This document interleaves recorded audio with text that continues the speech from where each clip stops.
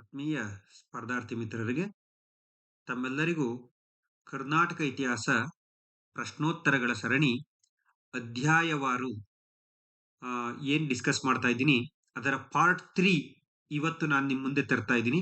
ಈಗ ಆಲ್ರೆಡಿ 2 ಪಾರ್ಟ್ಗಳ ಪ್ರಶ್ನೋತ್ತರವನ್ನು ನಾನು ನಿಮ್ಮ ಜೊತೆ ಡಿಸ್ಕಸ್ ಮಾಡಿದ್ದೀನಿ. ಈಗ ಆಲ್ರೆಡಿ ಕೆಲವರು ಅದು ವಿಡಿಯೋಗಳನ್ನ ನೋಡಿರ್ತೀರಾ. ನೋಡಿಲ್ಲದೆ ಇರ್ತಕ್ಕಂಥವ್ರು ಆ 2 ಪಾರ್ಟ್ಗಳನ್ನ ನೋಡಬೇಕು ಅಂತ ವಿನಂತಿಸ್ತಾ, ಇವತ್ತು ನಿಮಗೆ ಹಳೆಯ KS ಆಪ್ಷನಲ್ ಎಕ್ಸಾಮ್ ಅಲ್ಲಿ ಕೇಳಿರ್ತಕ್ಕಂಥ ಪ್ರಶ್ನೆಗಳು ಮತ್ತು NET ಪ್ರಶ್ನೆಗಳು ಮತ್ತು KSET ಪ್ರಶ್ನೆಗಳನ್ನ ನಾನು ತಗೊಂಡ್ಬಂದಿದ್ದೀನಿ ಸ್ನೇಹಿತರೆ. ಇಲ್ಲಿ ನೋಡಿ, ನಿಮಗೆ ಕಾಣ್ತಾ ಇರ್ಬೋದು. ಮೊದಲನೇ ಪ್ರಶ್ನೆ ಹೀಗಿದೆ: ಶಾ ಗೌತಮಿ ಪುತ್ರ ಶಾತಕರ್ಣಿಯ ಕೈಲಿ ನಹಪಾಣನ ಸೋಲು ಈ ಕೆಳಗಿನ ಯಾವ ಶಾಸನಗಳಿಂದ ಸಂಗ್ರಹಗಳಿಂದ ದೃಢೀಕರಿಸಲ್ಪಟ್ಟಿದೆ? ಗೌತಮಿ ಪುತ್ರ ಶಾತಕರ್ಣಿಯ ಕೈಲಿ ನಹಪಾಣನ ಸೋಲು ಈ ಕೆಳಗಿನ ಯಾವ ಶಾಸನಗಳ ಸಂಗ್ರಹಗಳಿಂದ ದೃಢೀಕರಿಸಲ್ಪಟ್ಟಿದೆ ಅಂತ ಕೇಳಿದರೆ, ಇಲ್ಲಿ ನೀವು ಗಮನಿಸಬೇಕಾಗಿರ್ತಕ್ಕಂಥ ಅಂಶ ಏನಪ್ಪಾ ಅಂದ್ರೆ, ಈ ನಹಪಾಣ ಅಂತಕ್ಕಂಥವನು ಶಕರ ಅರಸನಾಗಿರ್ತಕ್ಕಂಥದ್ದನ್ನ ನೋಡ್ತೀವಿ. ಈ ನಹಪಾಣ ಅಂತಕ್ಕಂಥವ್ನು ಯಾರಪ್ಪ ಅಂದ್ರೆ ಶಕರ ಅರಸ.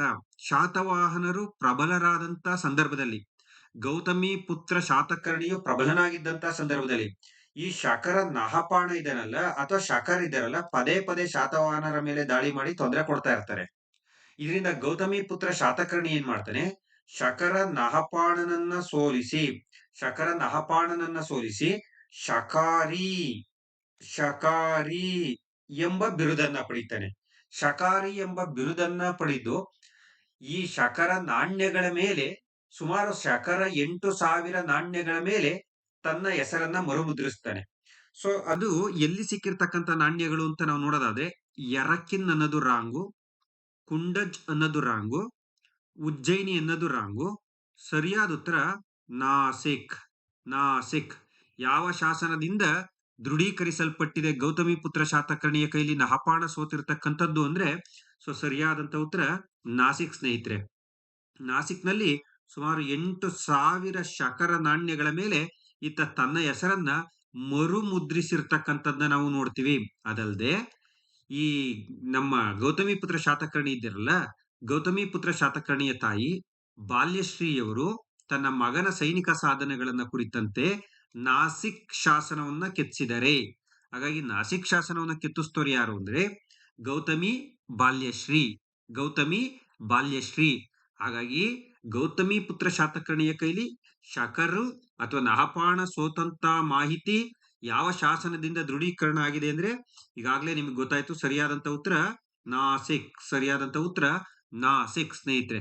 ಹಾಗಾಗಿ ಈತನಿಗೆ ಶಕಾರಿ ಅಂತಕ್ಕಂಥ ಬಿರುದು ಕೂಡ ಇರ್ತಕ್ಕಂಥದ್ದು ನೋಡ್ತೀವಿ. ಸೊ ಒಂದೇ ಪ್ರಶ್ನೆ ಅರ್ಥ ಆಯ್ತು ಅಂತೀವಿ. ಗೌತಮಿ ಪುತ್ರ ಶಾತಕರ್ಣಿಯ ಕೈಲಿ ನಹಪಾಣನ ಸೋಲು ಈ ಕೆಳಗಿನ ಯಾವ ಶಾಸನ ಸಂಗ್ರಹಗಳಿಂದ ದೃಢೀಕರಿಸಲ್ಪಟ್ಟಿದೆ ಅಂತಕ್ಕಂಥದ್ದನ್ನ ಯಾವ ಎಕ್ಸಾಮ್ ಅಲ್ಲಿ ಕೇಳಿದ್ದಾರೆ ಅಂದ್ರೆ, NET 2013 ಎಕ್ಸಾಮ್ ಅಲ್ಲಿ ಕೇಳಿರ್ತಕ್ಕಂಥದ್ದನ್ನ ನೋಡ್ತೀವಿ. ಈಗ ಮುಂದಿನ ಪ್ರಶ್ನೆಗೆ ಹೋಗೋಣ ಸ್ನೇಹಿತರೆ. ಶಾತವಾಹನರುಗಳ ಅರಸರುಗಳಲ್ಲಿ ಈ ಕೆಳಗಿನ ಯಾರಿಗೆ ಏಕಬ್ರಾಹ್ಮಣ ಅಂತಕ್ಕಂಥ ಬಿರುದಿತ್ತು ಅಂತ ಕೇಳಿದರೆ, KSET 2014 ನಲ್ಲಿ ಈ ಶಾತವಾಹನರ ಅರಸರುಗಳಲ್ಲಿ ಯಾರಿಗೆ ಏಕಬ್ರಾಹ್ಮಣ ಅಂತ ಬಿರುದಿತ್ತು ಅಂತ ಕೇಳಿದರೆ, ಆಪ್ಷನ್ ನೋಡಿ ಹೀಗಿದೆ: ಗೌತಮಿ ಪುತ್ರ ಶಾತಕರ್ಣಿ, ಪುಲುಮಾಯಿ, ಯಜ್ಞಶ್ರೀ ಶಾತಕರ್ಣಿ, ಹಾಲರಾಜ ಅಂತ. ಇಲ್ಲಿ ಹಾಲರಾಜನಿಗೂ ಇರಲಿಲ್ಲ, ಯಜ್ಞಶ್ರೀ ಶಾತಕರ್ಣಿಗೂ ಇರಲಿಲ್ಲ, ವಸಿಷ್ಠ ಪುತ್ರ ಪುಲುಮಾಯಿಗೂ ಇರಲಿಲ್ಲ. ಸೊ ಇಲ್ಲಿ ನಿಮ್ಗೆ ಏಕಬ್ರಾಹ್ಮಣ ಅಂತಕ್ಕಂಥ ಬಿರುದು ಗೌತಮಿ ಪುತ್ರ ಶಾತಕರ್ಣಿಗಿತ್ತು. ಯಾಕೆ ಹೇಳ್ತೀನಿ ಮಾತಾದ್ರೆ, ಗೌತಮಿ ಪುತ್ರ ಶಾತಕರ್ಣಿ ಇತಿಹಾಸದಲ್ಲಿ ಬ್ರಾಹ್ಮಣರಿಗೆ ಭೂದಾನವನ್ನ ನೀಡ್ತಾರೆ. ಬ್ರಾಹ್ಮಣರಿಗೆ ಭೂದಾನವನ್ನ ನೀಡದಂತ ಮೊದಲಿಗ ಅಂತಾನೆ ಕರಿಬಹುದು. ಹಾಗಾಗಿ ಈತನನ್ನ ಬಹಳ ಮುಖ್ಯವಾಗಿರ್ತಕ್ಕಂಥದ್ದು ಏಕಬ್ರಾಹ್ಮಣ ಅಂತ ಕರಿತೀವಿ. ಈ ಗೌತಮಿ ಪುತ್ರ ಶಾತಕರ್ಣಿಗೆ ಇದ್ದಂತ ಇನ್ನಿತರ ಬಿರುದುಗಳೇನು ಅಂತ ನೋಡೋದಾದ್ರೆ, ಕ್ಷಹರ್ತ ವಂಶ ನಿರ್ಮೂಲಕ ಇನ್ನೊಂದು ಬಿರುದು ಬಹಳ ಇಂಪಾರ್ಟೆಂಟು. ಕ್ಷಹರ್ತ ವಂಶ ನಿರ್ಮೂಲಕ ಇನ್ನೂ ಒಂದು ಬಿರುದಿತ್ತು, ಅದು ವೆರಿ ಇಂಪಾರ್ಟೆಂಟ್ ಬಿರುದು. ಯಾವಾಗ್ಲೂ ಎಕ್ಸಾಮ್ ಅಲ್ಲಿ ಕೇಳ್ತಾನೆ. ತ್ರೈ ಸಮುದ್ರ ತೋಯ ಪೀತ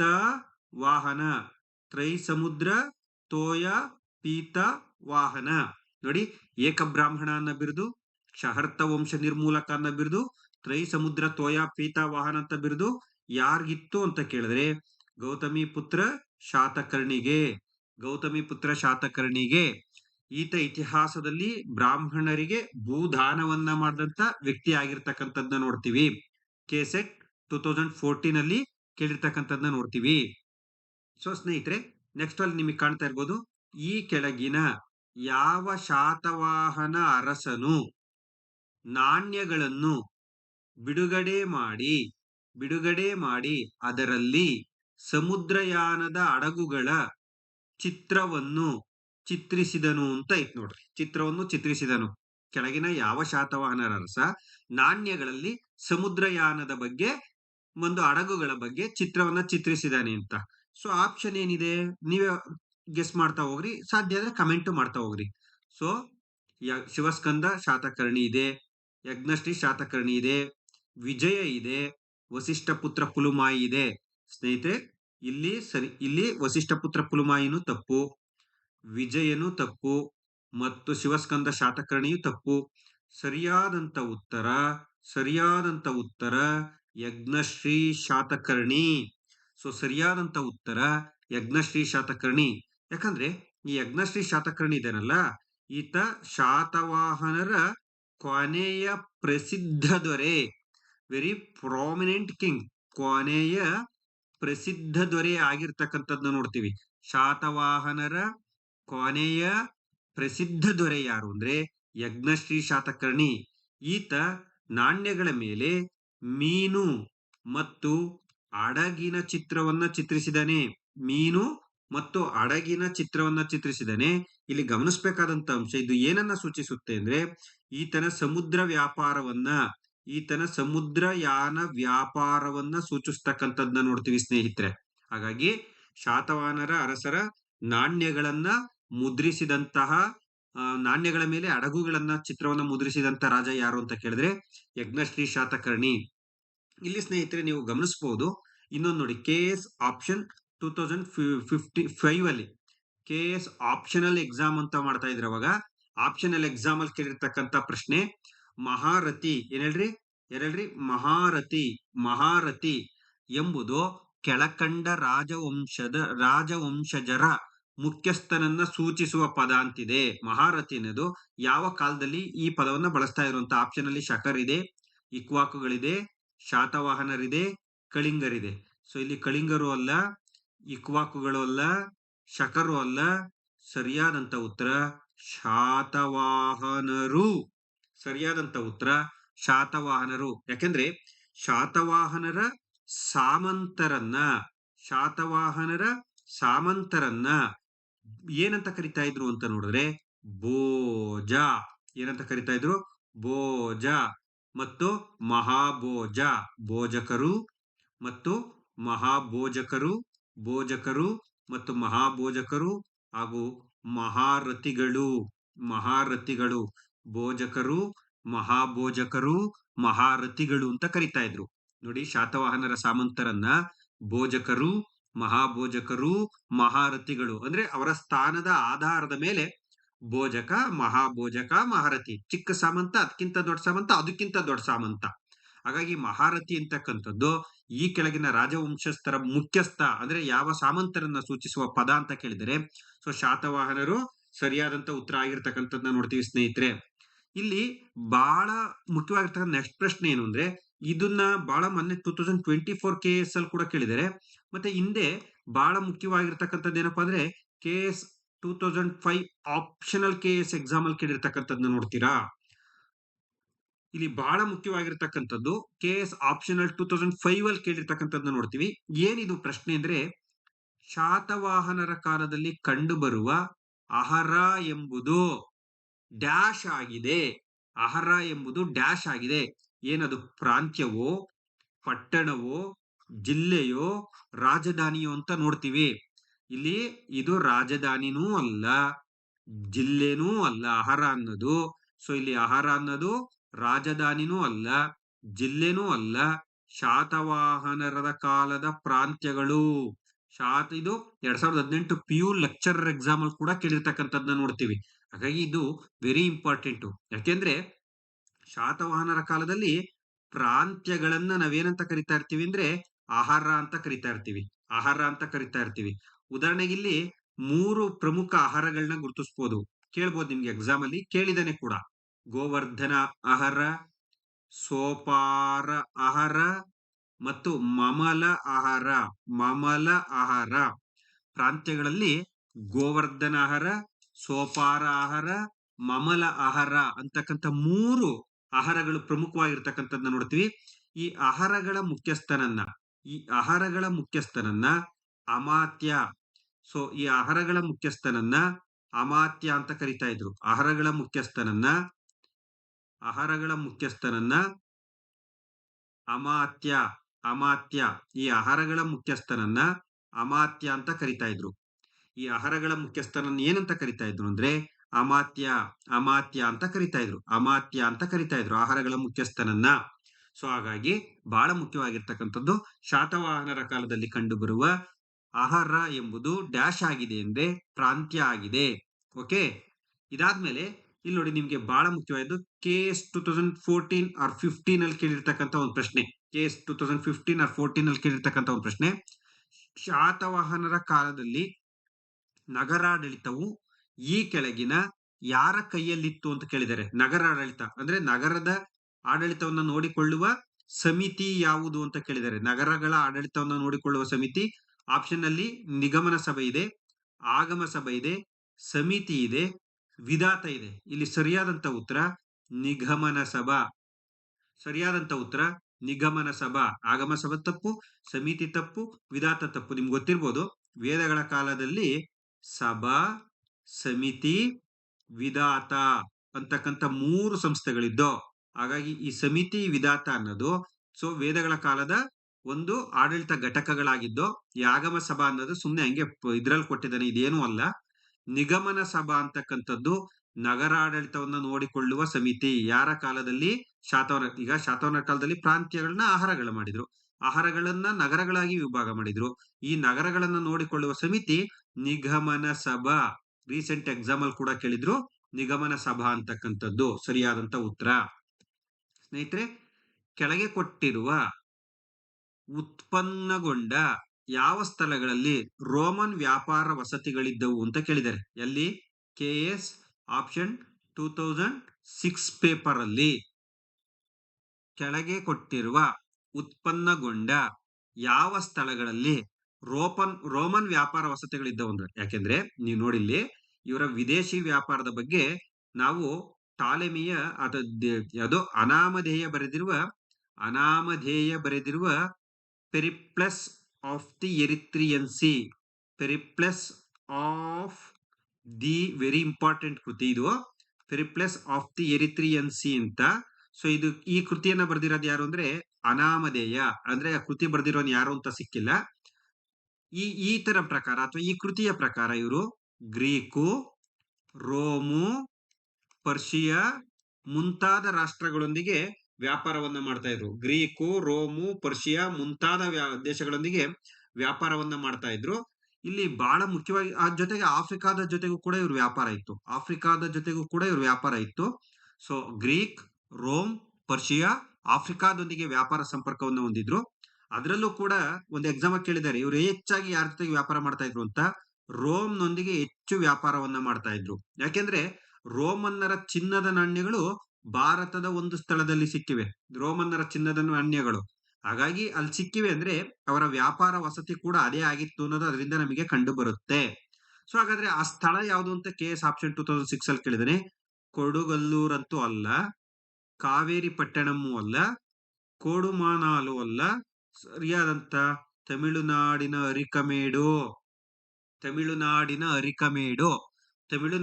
ಅರಿಕಮೇಡುವಿನಲ್ಲಿ ರೋಮನ್ನರ ಕಾಲದ ಚಿನ್ನದ ನಾಣ್ಯಗಳು ದೊರೆತಿರ್ತಕ್ಕಂಥದ್ದನ್ನ ನೋಡ್ತೀವಿ. ಎಲ್ಲೇಳ್ರಿ? ತಮಿಳುನಾಡಿನ ಅರಿಕಮೇಡುವಿನಲ್ಲಿ. ಮತ್ತು ಯಾಕೆ ಅಲ್ಲಿ ಸಿಕ್ಕಿದೆ ಅಂದ್ರೆ ಅದು ರೋಮನ್ನರ ವ್ಯಾಪಾರದ ವಸತಿಗಳಾಗಿದ್ದು. ಸೊ ಅರ್ಥ ಆಯ್ತಪ್ಪ? ಗ್ರೀಕು, ರೋಮು, ಪರ್ಷಿಯಾ, ಆಫ್ರಿಕಾದೊಂದಿಗೆ ಇವರು ವ್ಯಾಪಾರ ಇತ್ತು. ಹೆಚ್ಚಾಗಿ ರೋಮ್ನೊಂದಿಗೆ ವ್ಯಾಪಾರ ಮಾಡ್ತಾ ಇದ್ರು. ಸೊ ಇವರ ರೋಮ್ನಲ್ಲಿ ತಮಿಳುನಾಡಿನ ಅರಿಕಮೇಡುವಿನಲ್ಲಿ ರೋಮನ್ನರ ಚಿನ್ನದ ನಾಣ್ಯಗಳು ದೊರೆತಿವೆ. ಜೊತೆಗೆ ವಿಶೇಷವಾಗಿರ್ತಕ್ಕಂಥ ಮಾಹಿತಿ ಏನು ಅಂದ್ರೆ ಈ ಅರಿಕಮೇಡು ರೋಮನ್ನರ ಭಾರತದ ವ್ಯಾಪಾರ ವಸತಿಗಳಿದ್ದು ಅಂತಕ್ಕಂಥ ಮಾಹಿತಿಯನ್ನ ಕೊಟ್ಟಿರ್ತಕ್ಕಂಥ ಸ್ಥಳ. ಸೊ ಇಲ್ಲಿ ನೋಡಿಲಿ ಇನ್ನೊಂದು ಬಹಳ ಮುಖ್ಯವಾಗಿರ್ತಕ್ಕಂಥದ್ದು KS ಆಪ್ಷನಲ್ 1999 ಅಲ್ಲಿ ಕೇಳಿರ್ತಕ್ಕಂಥ ಪ್ರಶ್ನೆ ಏನು ಅಂದ್ರೆ ಈ ಶಾತವಾಹನರ ದಕ್ಷಿಣದಲ್ಲಿದ್ದ ಬಹುಮುಖ್ಯ ರೇವು ದಟ್ ಮೀನ್ಸ್ ಬಂದರು ಎಲ್ಲಿದೆ ಅಂತ ಹೇಳಿ ಟಾಲೆಮಿ ಹೇಳಿದಾನೆ ಅಂತ ಕೇಳಿದ್ದಾರೆ. ನಿಮ್ಗೆ ಗೊತ್ತು ಟಾಲೆಮಿ ಖ್ಯಾತ ಭೂಗೋಳ ಶಾಸ್ತ್ರಜ್ಞನಾಗಿದ್ದು ಜಿಯೋಗ್ರಫಿ ಎಂಬ ಒಂದು ಪುಸ್ತಕವನ್ನ ಬರೆದಿರ್ತಕ್ಕಂಥದ್ದನ್ನ ನಾವು ನೋಡ್ತೀವಿ. ಮತ್ತು ಇವರ ಕಡಲು ವ್ಯಾಪಾರ ನಡೀತಾ ಇತ್ತು ಇವ್ರ ಕಾಲದಲ್ಲಿ. ಎಲ್ಲಿ ನಡೀತಾ ಇತ್ತು, ಯಾವ್ಯಾವ ದಕ್ಷಿಣದ ಸ್ಥಳಗಳು ಅಂತಕ್ಕಂಥದ್ದು ನಮ್ಗೆ ಬಹಳ ಇಂಪಾರ್ಟೆಂಟ್. ಸೊ ಇಲ್ಲಿ ಅಮರಾವತಿ ರಾಂಗ್ ಆನ್ಸರ್, ಮೋತುಪಲ್ಲಿ ಕೂಡ ರಾಂಗ್ ಆನ್ಸರ್. ನೋಡಿ ಇಲ್ಲಿ ಉದಾಹರಣೆ ಇಲ್ಲಿ ನಾನು ಕೊಡ್ತೀನಿ, ನೀವು ಹುಡಿಕಳ್ರಿ. ಬ್ರೋಚು, ಕಲ್ಯಾಣ, ಸೋಪಾರ ಇವರ ಕಡಲು ವ್ಯಾಪಾರ ಕೇಂದ್ರಗಳಾಗಿರ್ತಕ್ಕಂಥದ್ದನ್ನ ನೋಡ್ತೀವಿ. ಬ್ರೋಚ್, ಕಲ್ಯಾಣ, ಸೋಪಾರ ಶಾತವಾಹನರ ಕಡಲು ವ್ಯಾಪಾರದ ಕೇಂದ್ರಗಳು. ಆಪ್ಷನ್ ಅಲ್ಲಿ ಅಮರಾವತಿ ಇದೆ. ಸೊ ನಾನು ಹೇಳಿರ್ತಕ್ಕಂಥದ್ರಲ್ಲಿ ಅಮರಾವತಿ ಇದೆಯಾ? ಇಲ್ಲ. ಬ್ರೋಚು, ಕಲ್ಯಾಣ, ಸೋಪಾರ ಇಲ್ಲ. ಮೋತುಪಲ್ಲಿ ಇದೆ. ಮೋತುಪಲ್ಲಿನೂ ಕೂಡ ನಾನು ಹೇಳಿರೋದ್ರಲ್ಲಿಲ್ಲ. ಪೈಥಾನ್ ಇದೆಯಾ? ಅದು ಅವರ ರಾಜಧಾನಿ, ಪ್ರತಿಷ್ಠಾನ. ಹಂಗಾದ್ರೆ ಈ ಮೂರೂ ಉತ್ತರಗಳಲ್ಲ. ಸರಿಯಾದಂತ ಉತ್ತರ ಹಾಗಾದ್ರೆ ಇದೆಯಾ? ಸೋಪಾರ. ನೋಡಿ, ಸೋಪಾರ. ಮುಂದಿನ ಎಕ್ಸಾಮ್ ಅಲ್ಲಿ ಕೇಳ್ಬೋದು, ಟಾಲೆಮಿ ಪ್ರಕಾರ ಯಾವ ಯಾವ ಸ್ಥಳಗಳು ಇವರ ವ್ಯಾಪಾರ ಕೇಂದ್ರಗಳಾಗಿದ್ದು ಅಂತ. ಬ್ರೋಚು, ಕಲ್ಯಾಣ, ಸೋಪಾರಗಳಾಗಿದ್ದು ಅಂತಕ್ಕಂಥದ್ದು ನಿಮ್ಮ ಮೈಂಡ್ ಅಲ್ಲಿ ಇರ್ಬೇಕು ಸ್ನೇಹಿತರೆ. ನೆಕ್ಸ್ಟ್, ಪ್ರಾಚೀನ ಕರ್ನಾಟಕದ ವ್ಯಾಪಾರವನ್ನ ವಿವರಿಸುವ ಒಂದು ವಿದೇಶಿ ಬರವಣಿಗೆ ಯಾವುದು ಅಂತ ಕೇಳಿದರೆ. ಪ್ರಾಚೀನ ಕರ್ನಾಟಕ ಅಂದ್ರೆ ಕರ್ನಾಟಕ ನಿಮ್ಗೆ ಗೊತ್ತು, ಶಾತವಾಹನರು ದಕ್ಷಿಣ ಭಾರತವನ್ನು ಆಳ್ವಿಕೆ ಮಾಡಿದಂತ ಮನೆತನ. ಕರ್ನಾಟಕವನ್ನು ಕೂಡ ರೂಲ್ ಮಾಡಿದ್ದಾರೆ. ಹಾಗಾಗಿ ಇದು KS ಆಪ್ಷನಲ್ 1988 ಅಲ್ಲಿ ಕೇಳಿರ್ತಕ್ಕಂಥ ಪ್ರಶ್ನೆ. ಹಾಗಾಗಿ ಇಲ್ಲಿ ಹುಡುಕ್ಬೇಕು, ಮೆಗಾಸ್ತನಿಸನ ಇಂಡಿಕನ, ಪೆರಿಪ್ಲಸ್ ಆಫ್ ದಿ ಎರಿಥ್ರಿಯನ್ಸಿನ, ಹುಯೆನ್ಸಾಂಗನ ಸಿಯುಕಿನ, ಫಾಹಿಯನನ ಗೋಕೋಕಿನ. ನೋಡಿ, ಮೆಗಾಸ್ತನಿಸನ ಇಂಡಿಕಾ ಇದು ನಿಮ್ಗೆ ಗೊತ್ತಿರ್ಬೋದು. ಮೆಗಾಸ್ತನಿಸ್ ಗ್ರೀಕ್ ನ ರಾಯಭಾರಿ ಯಾರ ಆಸ್ಥಾನಕ್ಕೆ ಬಂದಿದ್ದ? ಚಂದ್ರಗುಪ್ತ ಮೌರ್ಯನ ಆಸ್ಥಾನಕ್ಕೆ ಬಂದಿದ್ದ. ಈತ ಎಲ್ಲೂ ಕೂಡ ಮೌರ್ಯರ ವಿದೇಶಿ ವ್ಯಾಪಾರದ ಬಗ್ಗೆ ಉಲ್ಲೇಖಿಸಿಲ್ಲ. ಮೌರ್ಯರ ಆಡಳಿತದ ಬಗ್ಗೆ ಬರೆದಿರ್ತಕ್ಕಂಥ ಕೃತಿ ಇದು. ಇನ್ನ ಹುಯೆನ್ಸಾಂಗ್ ನಿಮ್ಗೆ ಗೊತ್ತಿರ್ಬೋದು. ಹುಯೆನ್ಸಾಂಗ್ ಬಂದಿದ್ದು ವರ್ಧನರ ಕಾಲದಲ್ಲಿ ಅಥವಾ ಇಮ್ಮಡಿ ಪುಲಕೇಶಿ ಕಾಲದಲ್ಲಿ. ವರ್ಷವರ್ಧನ ಮತ್ತು ಇಮ್ಮಡಿ ಪುಲಕೇಶಿ. ಈ ಕೃತಿ ಭಾರತದಲ್ಲಿ ಬೌದ್ಧ ಧರ್ಮದ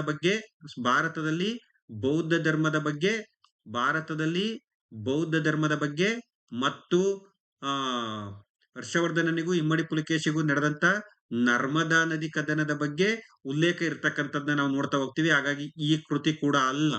ಇನ್ನು ಫಾಹಿನನ ಗೋಕೋಕಿ ಎರಡನೇ ಚಂದ್ರಗುಪ್ತನ ಕಾಲದಲ್ಲಿ ಬಂದು, ಈತನು ಕೂಡ ಭಾರತದಲ್ಲಿನ ಬೌದ್ಧ ಧರ್ಮ ಮತ್ತು ಎರಡನೇ ಚಂದ್ರಗುಪ್ತನ ಆಳ್ವಿಕೆಯ ಬಗ್ಗೆ ಬರ್ದಿರ್ತಕ್ಕಂಥದ್ದು. ಹಾಗಾಗಿ ಫಾಹಿನನ ಗೋಕೋಕಿ ಕೂಡ ರಾಂಗ್ ಆನ್ಸರ್. ಹಂಗಾದ್ರೆ ಮೆಗಾಸ್ತನಿಸನ ಇಂಡಿಕಾ ರೈಟ್ ಆನ್ಸರ್ ಅಲ್ಲ, ಹುಯೆನ್ಸಾಂಗನ ಸಿಯುಕಿ ರೈಟ್ ಆನ್ಸರ್ ಅಲ್ಲ, ಫಾಹಿಯನನ ಗೋಕೋಕಿ ರೈಟ್ ಆನ್ಸರ್ ಅಲ್ಲ. ಸರಿಯಾದ ಉತ್ತರ ಯಾವುದು ಅಂತ ಕೇಳಿದ್ರೆ the Periplus of the Erythraean Sea, ಅನಾಮಧೇಯ ಬರೆದಿರುವ Periplus of the Erythraean Sea. ನಾನು ಬಿಫೋರ್ ಕ್ವಶನ್ ಡಿಸ್ಕಸ್ ಮಾಡ್ಬೇಕಾದ್ರೆ ಇದನ್ನ ನಾನು ನಿಮ್ಗೆ ಹೇಳಿದ್ದೆ ಸ್ನೇಹಿತರೆ. ಇದಾದ್ಮೇಲೆ ಹಾಲರಾಜನು ಬರೆದ ಗಾಥಾ ಸಪ್ತಸತಿ ಕೃತಿಯು ಯಾವ ಭಾಷೆಯಲ್ಲಿದೆ? ಲಾಸ್ಟ್ ಕ್ಲಾಸ್ ಅಲ್ಲಿ ಡಿಸ್ಕಸ್ ಮಾಡಿದ್ದೆ. ಇದು ಸಂಸ್ಕೃತ ಭಾಷೆ ಅಲ್ಲ, ಪಾಳಿ ಭಾಷೆ ಅಲ್ಲ, ಹಿಂದಿ ಭಾಷೆ ಅಲ್ಲ, ಪ್ರಾಕೃತ ಭಾಷೆ. ಸರಿಯಾದಂತ ಉತ್ತರ ಪ್ರಾಕೃತ ಭಾಷೆ. ಯಾಕೆಂದ್ರೆ ನಿಮ್ಗೆ ಗೊತ್ತಿರ್ಲಿ, ಗಾಥಾ ಸಪ್ತಸತಿ ಪ್ರಾಕೃತ ಅಥವಾ ಪೈಶಾಚಿಕ ಭಾಷೆಯಲ್ಲಿದೆ. ಇದೇ ಕಾಲದಲ್ಲಿ ರಚನೆಯಾದಂತ ಗುಣಾಢ್ಯನ ವಡ್ಡಕತೆ ಕೃತಿ ಕೂಡ ಪ್ರಾಕೃತ ಭಾಷೆಯಲ್ಲಿ ಇರ್ತಕ್ಕಂಥದ್ದು ನೋಡ್ತೀವಿ. ಬೃಹತ್ ಕಥೆ ಅಥವಾ ವಡ್ಡಕತೆ ಅಂತೀವಿ. ಅದೇ ರೀತಿಯಾಗಿ ಸರ್ವವರ್ಮ ಅಂತ ಇದೇ ಕಾಲದಲ್ಲಿ ಒಂದು ಕೃತಿಯನ್ನ ಬರೀತಾನೆ, ಸರ್ವವರ್ಮ ಅಂತ. ಆ ಕೃತಿ ಯಾವುದು ಅಂದ್ರೆ ಕಾತಂತ್ರ ವ್ಯಾಕರಣ. ಈ ಕಾತಂತ್ರ ವ್ಯಾಕರಣ ಕೃತಿಯು ಕೂಡ ಸಂಸ್ಕೃತದಲ್ಲಿದೆ. ಈ ಕಾಲದಲ್ಲಿ ರಚನೆಯಾದಂತ ಗಾಥಾ ಸಪ್ತಸತಿ ಪ್ರಾಕೃತ ಭಾಷೆಯಲ್ಲಿ, ಗುಣಾಢ್ಯನ ವಡ್ಡಕತೆ ಪ್ರಾಕೃತ ಭಾಷೆಯಲ್ಲಿ, ಸರ್ವವರ್ಮನ ಕಾತಂತ್ರ ವ್ಯಾಕರಣ ಸಂಸ್ಕೃತ ಭಾಷೆಯಲ್ಲಿ ಇರ್ತಕ್ಕಂಥದ್ದು. ಸ್ನೇಹಿತರೆ, ಇದೇ ತರ ವಿಡಿಯೋಗಳಿಗಾಗಿ ನನ್ನ ಚಾನೆಲ್ ಅನ್ನ ಸಬ್ಸ್ಕ್ರೈಬ್ ಮಾಡಿ ಅಂತ ಹೇಳ್ತಾ, ಮುಂದಿನ ತರಗತಿಯಲ್ಲಿ ಇನ್ನೂ ಹೆಚ್ಚಿನ ಪ್ರಶ್ನೆಗಳೊಂದಿಗೆ ನಾನು ನಿಮ್ಮ ಜೊತೆ ಬರ್ತೀನಿ. ಸೊ ಈ ವಿಡಿಯೋವನ್ನು ಇಲ್ಲಿವರೆಗೂ ವೀಕ್ಷಿಸಿದ್ದಕ್ಕಾಗಿ ತಮ್ಮೆಲ್ಲರಿಗೂ ಧನ್ಯವಾದಗಳು.